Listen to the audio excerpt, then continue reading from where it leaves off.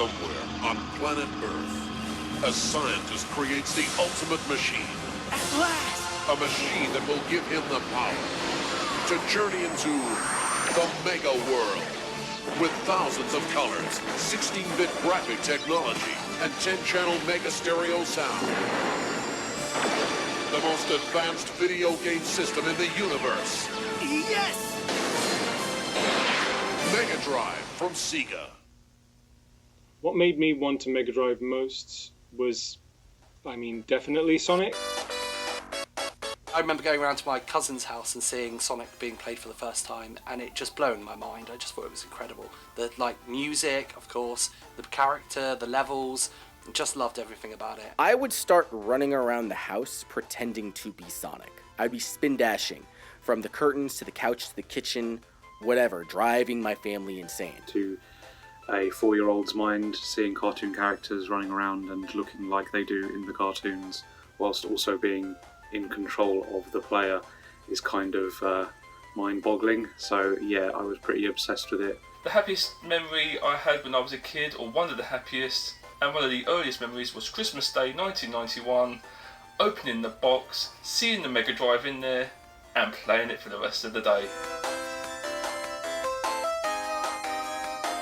My favourite Sega Mega Drive game changes on a week-to-week basis. At the moment, it's Dynamite Headdy. Definitely Sonic 2. Sonic 2 and Sonic Spinball.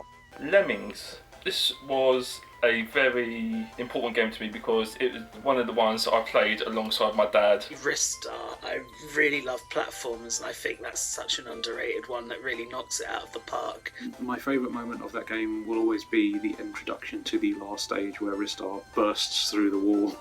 I think it's just such a cool introduction to that stage, and it really amps you up for the final stage. Another one along the same lines is a game called Wiz and Liz, which I played with Mum.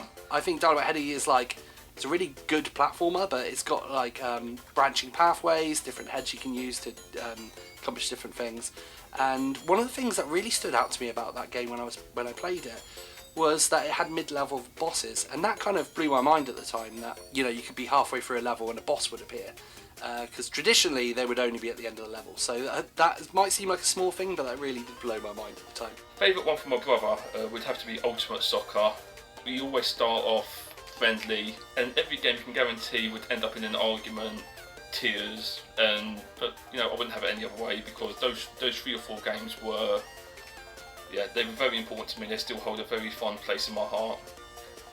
But my personal favourite game, Sonic 3 and Knuckles. It was the first game with the lock-on, so you have a Sonic and Knuckles cartridge, and then you can put the Sonic 3 game on top, so you have 2 separate games into one complete game. Just the scope in that, and the amount of different routes that you could take, the music. I used to play a bunch with my cousin. She would play as Tails and I would play as Sonic, and she'd help me fly around different places and all that kind of thing. I completed it kind of every which way, filled up every save slot in that. Got 99 lives and whatever the maximum amount of continues was. I've played that game inside out.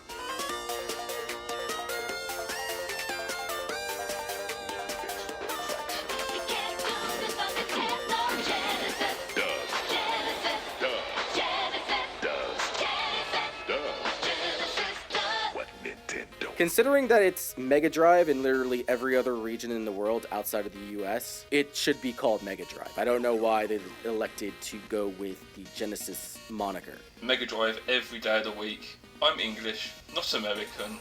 We say it properly, Mega Drive. I quite literally have the Japanese Mega Drive logo tattooed to the side of my head. But I do love the name Genesis for a console, because it really was the start of something. It was something that propelled Sega, I think, to being a legit rival to Nintendo. And I love the Master System, but for what it's worth, I think this is where it really started. Genesis, rubbish. Mega Drive, that's 90s as fuck. But also because that is the name of the system in Japan, where it was developed and launched first. So it's a Mega Drive. 첨단 16비트 슈퍼 게임보이 탄생. 신나는 입체 방향, 생생한 입체 사운드.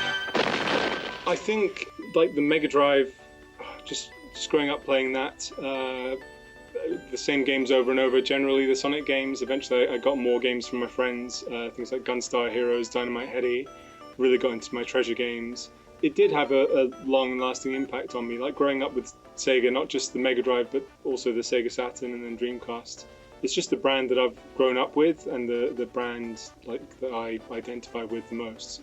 But I don't think anyone's been influenced by anything more from Sega than the Sega Genesis / Mega Drive. That console has left behind a legacy I don't think Sega is ever going to see again. I would say it influenced me in the way that it was my first console. Up until that point, I had been a PC gamer. A lot of the games that I had, they came off of demo compilation discs, so I didn't really have a whole lot of full video games. So the Genesis was kind of my first taste at like finished video games. That's the first system I had, and now I'm kind of a connoisseur of a lot of video game systems and types, but it started with my Genesis.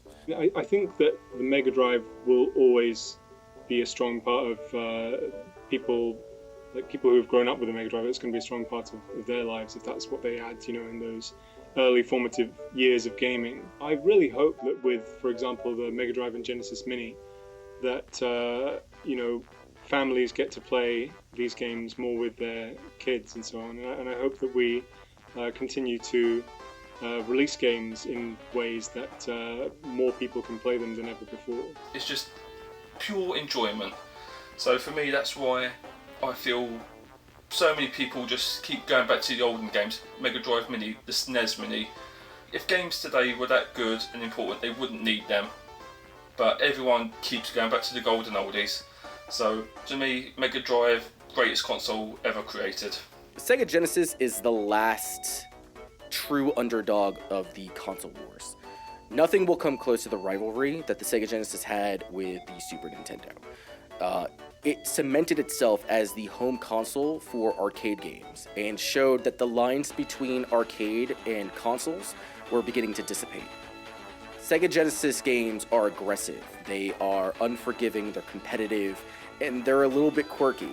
And we see those values being echoed in modern titles like Yakuza, like Valkyria Chronicles, like modern Sonic games. They're not afraid to be different, and that is an incredibly positive thing.